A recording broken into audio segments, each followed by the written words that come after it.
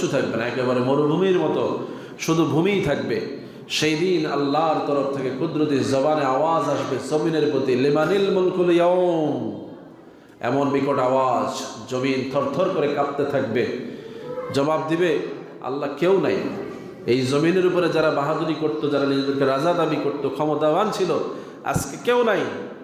লিল্লাহিল ওয়াহিদিল কাহ্হার, একমাত্র পরাক্রমশালী আপনি আল্লাহই রয়েছেন বলে সুবহানাল্লাহ। জমিনের এই বিবেক আছে, জমিন আজও এই বুদ্ধি নিয়েই চলে যে এই জমিনের মালিক কে। অথচ এই জমিনে যারা আমরা হাঁটি, আমাদের বিবেক নাই এই জমিনের মালিক কে। আমরা কবরে যখন যাব কোথায় শোয়াবে? কবরেই তো শোয়াবে, কি বলে ঠিক না? বিছানা করার জন্য এত পাগলামি। একদিন যদি কেউ আপনাকে খাট থেকে নামায় মাটিতে রাখে, তার বিরুদ্ধে তো মামলা, কি ঠিক না? মামলা তো হবেই, মাস্ট। এটা সামাজিক আদালতে হোক, পারিবারিক আদালতে হোক, নিজের বিবেকের আদালতে হোক, মামলা হবে। কত বড় অবিচার! আমাকে খাট থেকে নামায় জমিনে শোয়াইছে, মাটিতে শোয়াইছে। হ্যাঁ, মেনে নেওয়া যায়? বলে মানবেন? হ্যাঁ। অথচ সব মানুষ মিলে আপনাকে সুন্দর করে দোয়া টোয়া কইরা জানাজা দিনে মাটিতেই রেখে আসে। একটা বিচার হয়েছে আজ পর্যন্ত? কোনো একটা মামলা হয়েছে আজ পর্যন্ত? যে আমারে তোরা এত কিছু থুয়ে গেলাম আমি দুনিয়াতে, আর তোরা আমারে মাটির শোয়াইলি, বুঝা লোক কইতে পারবে?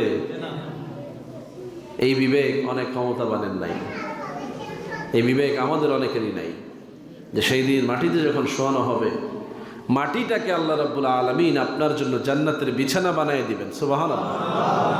এই ক্ষমতা কার? তো যেই আল্লাহ কুদরতিভাবে এই জমিনকে আপনার জন্য বিছানা বানাবেন, লোকেরা রাখবে মাটিতে, আপনি শুয়ে যাবেন জান্নাতের বিছানায়। সুবহানাল্লাহ। চিন্তা করা যায়? দুনিয়ার মানুষ আজ পর্যন্ত এই বিছানা দেখেছে? কত মানুষই তো এই জান্নাতের বিছানায় শুয়ে আছে। সুবহানাল্লাহ। নামকা নাওমাতুল আরুস, আল্লাহ বলছেন এরা দুলার মতো ঘুমাইতেছে। সুবহানাল্লাহ।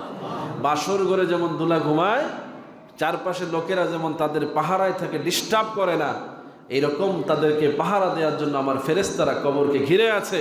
তাদের প্রত্যেকটা নড়াচড়া, তাদের সকল কিছুকে নিয়ন্ত্রণ করছে বলি সুবহানাল্লাহ। ঘুম ভাঙানো হবে, ঘুম থেকে উঠে বলবে কে আমার ঘুম ভাঙাইলো? মাত্র তো ঘুমাইলাম, আসরের ওয়াক্ত হয়ে আসছে, আমাকে নামাজ পড়তে হবে, ওযু করার পানি দাও। সুবহানাল্লাহ। হ্যাঁ হ্যাঁ, এই জীবন আমরা চাই না, কি কোন ঠিক না? হ্যাঁ, চাইলে তো সব কোরবানি দিয়া হইলো এই জীবনের দরকার, কি বলেন ঠিক না?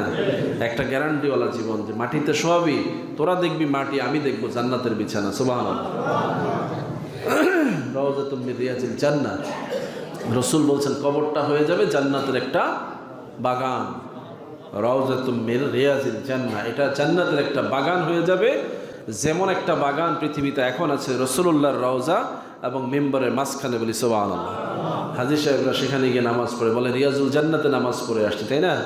এই রিয়াজুল জান্নাতে নামাজ পড়ে আপনি এত খুশি, কারণ এটা রাসূলুল্লাহ বলেছেন।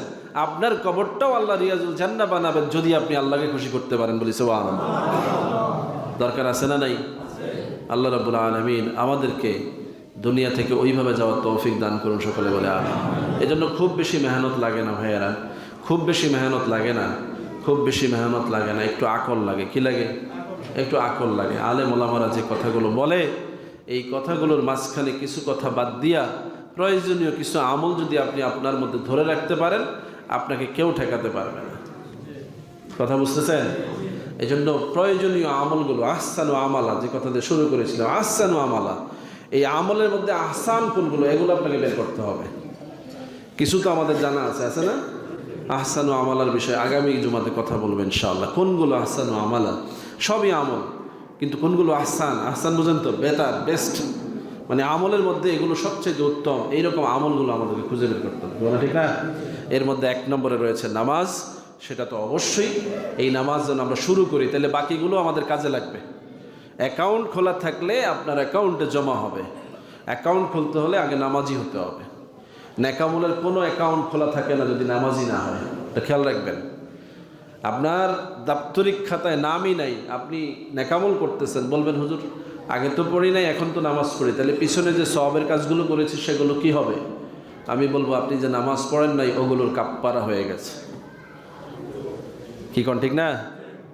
কারণ এমন কোনো নেকামল নাই যেটা নামাজের বিচারকে মিটাই দিতে পারে, এমন কোনো নেকামল নাই যেটা নামাজের হিসাবকে মিটাই দিতে পারে। তাহলে আপনি নামাজ ছেড়ে দিয়েছেন, হজ করেছেন, উমরা করেছেন, কোটি কোটি টাকা দান করেছেন,